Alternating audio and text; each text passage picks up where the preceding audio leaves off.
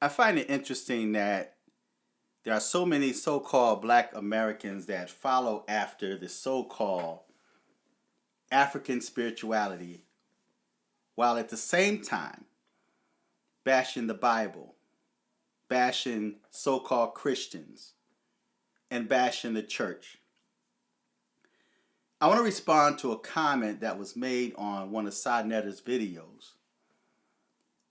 He started a topic and asked the question if the devil or the serpent lied when he spoke to Adam and Eve. I responded and says, yes. The lie came about when he said that you will not die. Now, I've spoken on this in a prior video because the type of death that he was referring to was a physical death. And see, what many fail to realize is that the devil keeps you trapped in a spiritual, or better yet, a natural realm, a materialistic realm. He entices you with carnal things, with material possessions at the same time, stealing your spiritual essence, keeping you spiritually blind.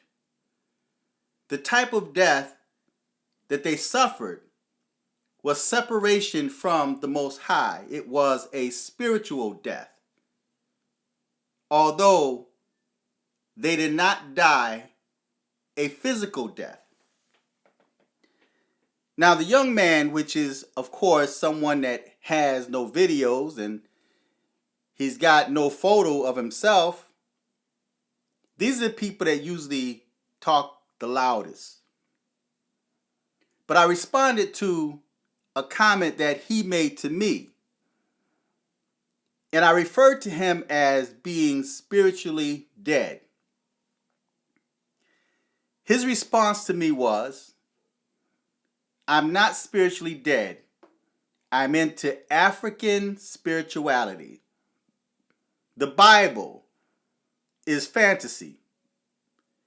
There are no biblical burial sites anywhere to prove any of the biblical characters existed. Those stories in the Bible are fantasies of delusional, power-hungry white men who had control of the literature centuries ago, like King James, for example.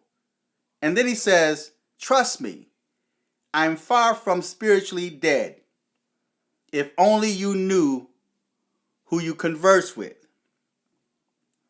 Now, my response to him was a question, because you have so many so-called black conscious folks that claim African spirituality, claim to worship their ancestors, which in fact are not their ancestors, are not their blood ancestors, but they're worshiping people they don't know.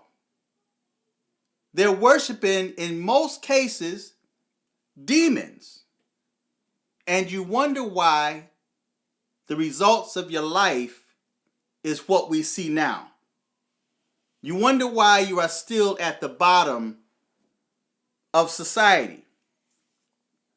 Now, my question to him was, where are the burial sites of your great or your great-great-grandparents? Because the so-called black conscious community and black folks are always talking about their ancestors and African spirituality, and they do ancestral worship. But who are you worshiping? Are they people that's according to your bloodline? Or are they people that you read in a book that someone wrote? So if you can't give an answer to your own bloodline, what make you think someone will listen to you if you're speaking of ancestors that you don't know, that you have no connections to, that you have never had connections to? So my question is, Where are the burial sites of your great or your great great grandparents? Have you ever visited them? Where are the burial sites of your African ancestors before slavery? I'm sure because you do African spirituality and you worship your ancestors, I'm sure you know who they are. You have to have their names. You have to have connections, even to those that still exist today. See, so it's easy to say that there's no biblical proof, and where are the grave sites, and where's this, and where's the proof that these people in the Bible existed, when you can't even prove your own existence. You can't even prove the existence of your own ancestors. How many generations can you go back in your own family, your own bloodline? So I asked the question, have you ever visited them? Where are the burial sites of your African ancestors before slavery? What are your African bloodline descendants' names? What are their names? Tell me who they are, since you know so much about your ancestors to the point where you worship your so-called African ancestors. Now, I want to leave you with a scripture, because my intention was not to be on this too long. And it's taken from Deuteronomy, the 32nd chapter, reading the 16th to the 22nd verse, and it reads as follows. They provoked him to jealousy with strange gods. With abominations provoked they him to anger.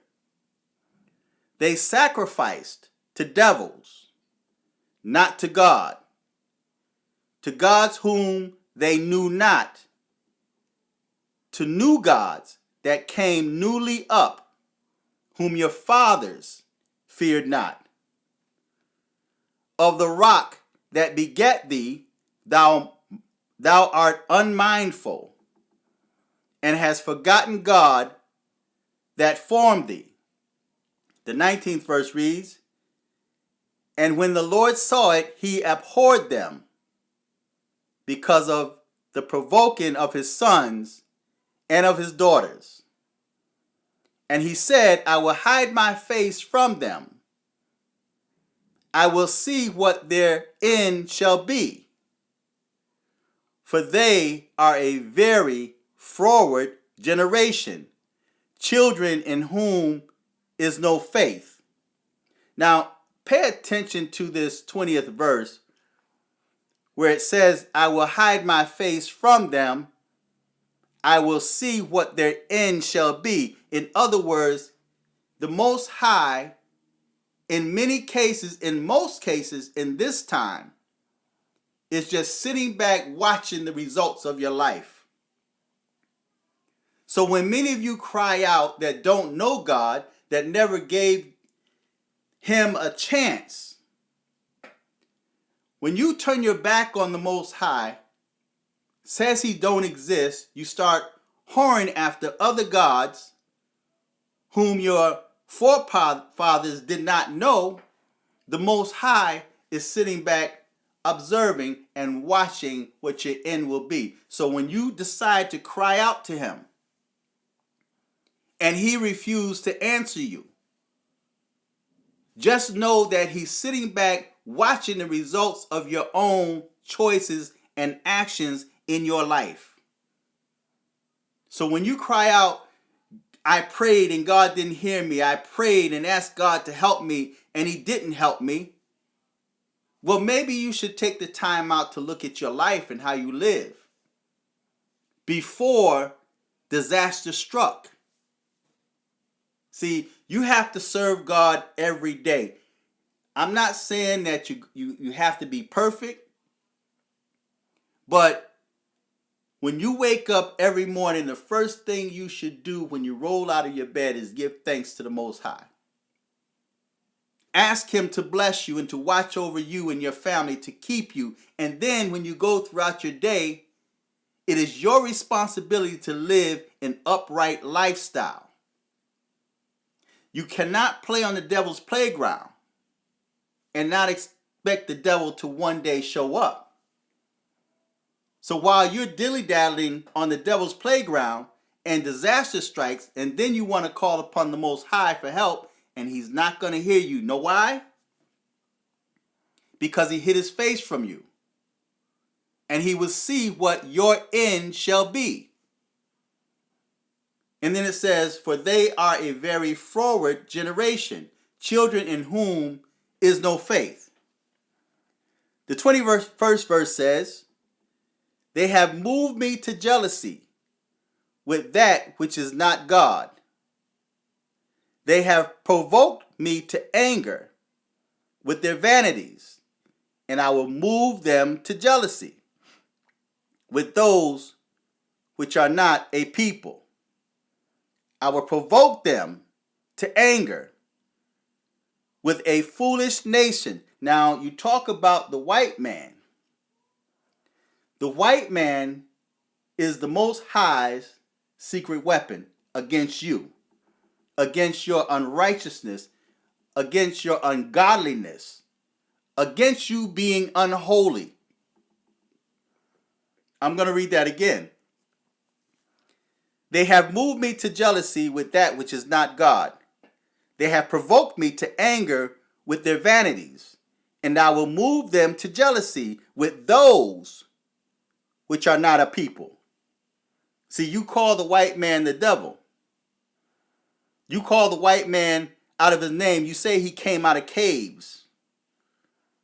But keep in mind, that's the Most High's secret weapon against you. And then it says, I will provoke them to anger with a foolish nation. And the 22nd verse says, for a fire is kindled in mine anger, and shall burn unto the lowest hell, and shall consume the earth with her increase, and set on fire the foundations of the mountains. I'll read that 22nd verse again. For a fire is kindled in mine anger, and shall burn unto the lowest hell, and shall consume the earth with her increase, and set on fire the foundations of the mountains. May God add a blessing to the reading, the hearing, and understanding of his word. So my question is, who are your ancestors, your bloodline ancestors? Tell me who they are. Don't repeat to me some things you read in a book of fictitious characters that you claim to have knowledge on. Maybe you don't know who I am. So feedback, tell me what you think until next time. I'm fearless.